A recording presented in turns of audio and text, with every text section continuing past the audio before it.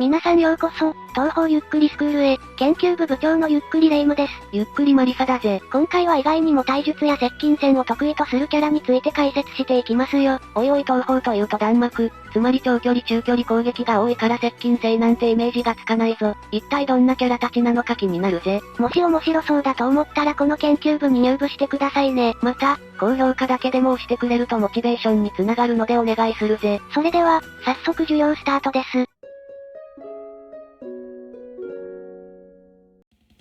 それではまずはじめに紹介するのは、東方高魔教で5面ボスとして初登場したいざよい咲夜です。何言ってるんだよ、レイムさん。いざよい咲夜といえば、無限と言えるほどのナイフを飛ばしてくる長距離キャラじゃん。まあ話を聞いてくださいマリリン・モンローさん。それ悪い気はしないな。いざよい咲夜というと、高魔教以降にもヨーヨームやエイヤショーなど数多くのシリーズで次期キャラとして登場していますよね。東方プロジェクトのキャラクターランキングでもいつもトップに入っているほどの人気キャラです。そんな咲夜は、悪魔の住む館と呼ばれる高魔館に住む唯一の人間にして、メイドたちのリーダーなんだよな。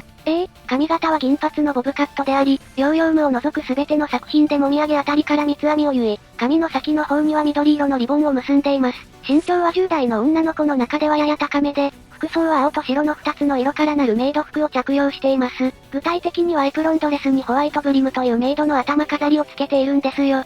ホワイトプリン。ちゃんと話聞いてたかな？年齢は、本人曰く10代後半と言っていますが、妙に落ち着いた性格と能力から見てもその発言は疑わしいと言われています。幻想郷の妖怪についてまとめた書物幻想郷演技を書いている、ヒエダー級からは、どちらかというと何百年も昔の人間のように感じることがあると言われています。マジかよ、咲夜も東方恒例の年齢詐欺師なのか。いや言い方でしょ。マリサさんが言った通り、得意技はナイフ投げと種なし手品で、東方降臨道で実際に手品を披露し、主人であるレミリアを喜ばせていました。ついでに名品のティーカップもパクっていったしな。まさかの同僚者に驚いたぜ。そのセリフ魔法使いの人に使うものだよ。投げナイフの射程は20剣約36メートルもあり、頭にリンゴを乗せた妖精の額に命中させることができるほどの腕前。投げナイフの技術は料理の腕に比例するため料理もすごい腕前なのですよ。そしてなんと東方愚問式によると基本的には体術を最も得意とします。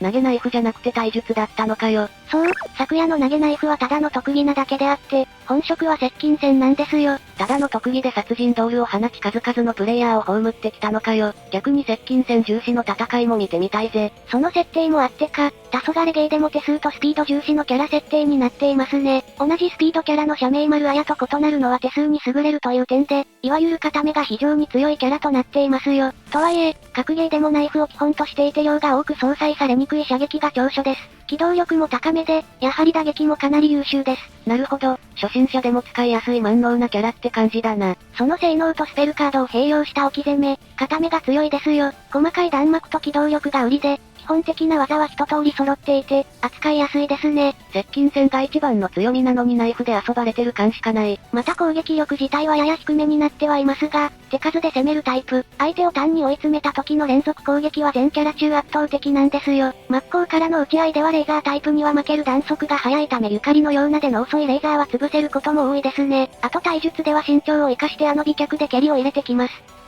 昨夜の蹴り私も受けてみたいかも。この人だけ派接近戦で戦いたくない。それでは、次に紹介するのは東方精錬戦6面ボスである聖白蓮です。いやいや白蓮といえば大魔法使いと呼ばれるだけあって長距離戦でしょ。まあ話を聞きなさいマリナーズさん。私ニューヨークヤンキース派なの。彼女の特徴としては、金髪に紫のグラデーションが入ったロングウェーブに金色の瞳。服装は白黒のゴスロリ風のドレス姿に表地が黒裏地が赤のマントを履いていて、黒いブーツを履いていますよ。そしてダブルスポイラーでの2つ名はガンガン行くそうよ。これはドラゴンクエストシリーズの AI 作戦の一つガンガン行こうぜからでしょう。ガンガン行こうぜは MP、マジックポイントを気にせず、最大威力の攻撃で総攻撃する作戦だぜ。というか魔法使いならマジックポイント使うもんじゃないの？確かにね。また人も妖怪も神も仏も全て同じという絶対平等主義者なのです。大昔の僧侶で、人間を辞めた大魔法使い。人間を辞めた理由については弟の妙蓮に関係があるんだったよな。緑蓮の弟との関係について気になる方はこちらを見るといいぜ。マリサ曰く同僚者、つまり魔法使いのことですね。僧侶から魔法使いに転職や、ガンガン行くといったことから、どうやらドラクエを意識しているキャラのようです。ちなみに得意な呪文はザキ系らしいです。まさかの死の呪文。彼女の能力は魔法を使う程度の能力。だったら、やっぱりマリサやパチュリーみたいな長距離でしょ？しかし魔法を使う程度の能力といっても身体能力を上げる魔法を得意としています。仏法を極めたことにより得た魔法であり、呪文を唱えることで発動、天狗に匹敵する速さにだけではなく、剣は鉄拳になり五感を研ぎ澄ますこともできたり、マリサのマスパに使うハッケロの中でも兵器という防御面も優れていますよ。またある時はピンポイントでパワーアップすることができるというもの。しかし野球曰く魔に魅了された力でおそらく成仏ができないとのこと。なるほど、魔法で身体能力を上げることができるのか。ドラクエでいうところの、バイキルトとかピオリム、モシャリスあたりだな。いや一つ違うもの入ってたよ。ちなみに能力を使わない時の身体能力は普通の人間と変わりません。なのでもし予想なら魔法を使っていない時ですね。語尾にハートつけるのやめて。また巻物と併用することでさらに使い勝手を良くしています。ああ、白蓮の周りにある虹色の巻物のことか。白蓮がよく持っている虹色の巻物、正式名称は魔人教官と呼ぶのです。彼女が崩壊に封印されている間、暇つぶしに制作したのがこの魔人教官ですよ。巻物をかざせば呪文を唱えたことになる無影響機能、通称オート度胸モード搭載とめちゃくちゃ便利アイテムですね。呪文を唱える必要がないなんて、魔人教官めちゃくちゃ欲しいぜ。そんな白蓮は各原作 STG や弾幕格闘アクション等から近接戦では、肉体強化系魔法を駆使し、近接特化タイプのキャラであり、またダッシュがワークとなっていますよ。早すぎてほぼワークってヤバすぎでしょ。接近戦に特化していて、一度貼り付けると長時間相手を固められる強さを持ってますね。ちなみに射撃戦は得意ではありませんよ。と言っても弾幕ゲーの時は普通に弾幕で殺しにかかってくるけどね。ビームサーベルを発生させる特攻書、雷を落とす数珠、そして先ほど紹介した魔法の発動に必要な栄称を省略する魔人教官といった道具も豊富。大魔法使いの異名は本物だな。さらに、気合でレーザーを含む弾幕を消すといった芸当も行えます。白蓮最強すぎるでしょ。私もなんかできそうな気がするのでマスパ一発お願いしていいですか？それではありがたく。あっこれ余裕ですわ。しかしてマサラ人ですか？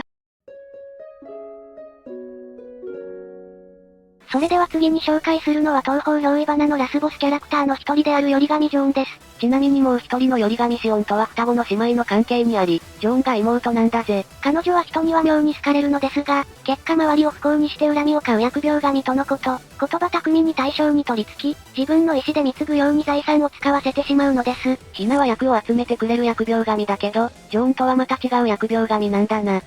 財産を失うと運気も下がり、最後は抜け殻のようになってしまうようです。そして吸い取る財産がなくなると、また別の人間を求めてさまようとのこと。財を持っている人間に取り付き、不幸にしていくという意味では、財の災いを操る神とも言えますね。めちゃくちゃ旗迷惑な神様だな。でもこの前私インタビューしに行った時すごく意気投合しましたよ。霊務部長も金の猛者だもんね。容姿はバブル期を彷彿とさせるファッションをしていて、ブランド物や指輪で着飾るだけでなくセンスを持ったり、サングラスとシルクハットを頭に乗せていますね。あとツインドリルが素敵ですね。ここまで着飾っているけど、本来は質素に暮らしたいと思っているようだぜ。頼神ジョーンについて知りたい方はこちらも見るといいぞ。そして格闘スタイルはそのド派手な見た目に似合わず、武器を持たずに素手で戦う超バリバリの捨て頃スタイル。それは意外すぎる。ロケランみたいなド派手な弾幕期待してたぜ。指輪をはめてぶん殴るに始まり、バックを投げる、アッパーからラオウのごときオーラで宝石を掘り上げます。憑依剥奪スレイブロバーは高速でダッシュしてすれ違いざまに思いっきり手掴みでスレイブを強奪といっそすがすがしいレベルですね。極めつけは腹パンを連打して相手から金を巻き上げるというチンピラのような投げ技。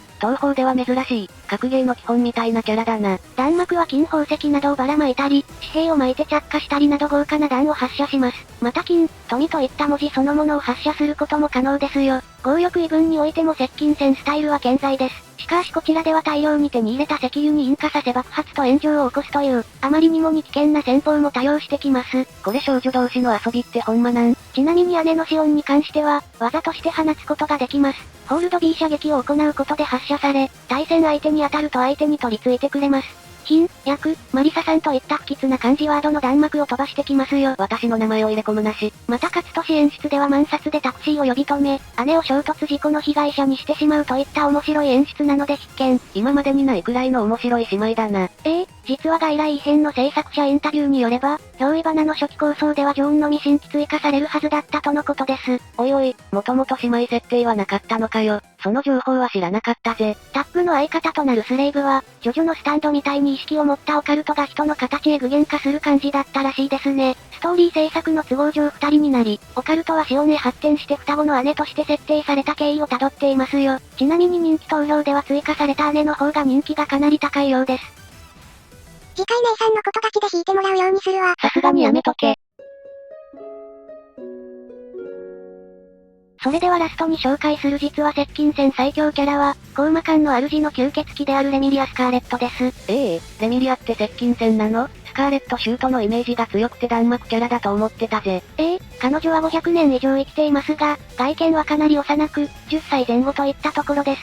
口調は大人びていることが多いのですが、外見は幼女、行動原理も子供のようなほどの好奇心旺盛で、月に行こうとしたり、地下の大図書館に海を作ろうとするほど、図書館に海は発想力豊かすぎる。また行動も子供っぽく、驚異的な身体能力と無尽蔵の好奇心を兼ね備えた、いつ大暴れしてもおかしくない恐怖の悪魔ですね。初めて現れてから数百年程度と比較的歴史は浅い妖怪の中で、最も強大な力を持ち今や幻想郷のパワーバランスの一つを担っている種族が、この吸血鬼ですよ。そして、レミリアやフランのような吸血鬼は驚異的な身体能力と魔力を誇り、樹齢1000年を超える大木を片手で掴んで持ち上げ、瞬きする時間で人里を駆け抜け、一声かけるだけで大量の悪魔を召喚し、自らを大量のコウモリに分解し、さらには霧状にまで細かくしどこにでも入り込み、頭以外が吹き飛ぶ怪我を負っても一晩で元通りになるというのです。10歳の低い部類の少女が片手で樹齢1000年を超える大木を持ち上げるっていう時点で幻想郷のバランス崩壊してるけん。再生能力に関しては実際に、東方暴月症ではレミリアの手が丸焦げになっても一瞬で元通りになっていました。もはやピッコロさんの再生能力より高くね？ちなみに、位の高い悪魔を大量に召喚できるのにもかかわらずメイドとして雇っているのは妖精です。わざわざ位の低く、あまり頼りにならない妖精を選ぶところがある意味レミリアのカリスマ性が伝わりますね。レミリアの元で働くの大変そうだが楽しそうでもあるよな。それにしてもヴァンパイアって種族最強すぎるぜ。でも弱点とかってあるんじゃないの？日光に当たると灰になるまたは気絶してしまうようです。またいった豆に触ると皮膚が焼ける、流れる水を超えることができないとのこと。ただし、書籍文化庁においてパチュリーがこれらの弱点は別の大きな弱点をカモフラージュするためのものではないかと考察していますね。確かに日傘一本だけで、外を普通に歩けるって弱点としては弱そうだもんな。日光に関してもかなり怪しいところがありますよ。そうなると公務異変についてさらに謎になってきますがね。ということはレミリアの真の弱点は何なんだろう？これは私の推測なんですが、服の中に尻尾を隠していて尻尾をいじると力を出せなくなるのかと。いやそれトラブルのあるあるネタやん。冗談はさておき、実はレミリアは弾幕よりも接近戦を得意とします。これは東方プロジェクト人用名鑑で明らかになりました。また暴月賞では綿月頼姫とのスペルカード戦にて体術を多用していて、頼姫からは体当たりばかりじゃなくてスペルカードを使ってみたらと言われていますよ。レミリアは、なんと頼姫を体術で腰をつかせていました。そういえばそうだったぜ。さすがはレイム部長よく知ってたな。戦闘スタイルは跳躍による短距離の高速移動を繰り返すことで相手を撹乱させるスピード型。レミリアは性格がそもそも体を動かすことが好きで、じっとしていることが苦手だしな。また魔法弾を自身の腕力でぶん投げる真相スピアザグングニルは魔法と怪力の合わせ技なんですよ。ヴァンパイアという身体能力と魔力が高い種族だけが許された大技って感じだぜ。超高速で投げつけることで弾が先細り槍の形へと変化します。かすっただけで吹っ飛ぶような剛速球でありグレイズは不可能なのです。とにかく点の破壊に特化させていて、妹の近畿レイバテインとは対になっていますよ。レイバテインは画面を横一文字に横切る攻撃形式だもんな。奇想転速などの格闘ゲームタイプのタイトルではあやよりも速いため、短距離走タイプなのかもしれません。実際の速さはあやより劣るとのこと。初速ならレミリアの方が高いってことね。さらに、レミリアには全ての攻撃を無効にする最強のガードを持っていることを視聴者の皆さんはご存知でしょうか？おいおい、そんな筋肉ガードみたいな凄技があったのかよ。その伝説のガードの名はしゃがみガード。いやめちゃくちゃ弱そうじゃんか。そう、世界一可愛いしゃがみガードカリスマガードとして有名で、可愛すぎて攻撃ができないというもの。確かにあのブロリーでも手が止まりそうだな。二次創作ではしゃがみガードにプラスを追加されることもあります。これはもう勝てないぜ。さて、今回の授業はここまでにします。視聴者さんの好きな接近戦キャラがいたら教えてくれよな。それではここまでご視聴ありがとうございました。ご視聴ありがとうございました。グッドボタンとチャンネル登録よろしくお願いします。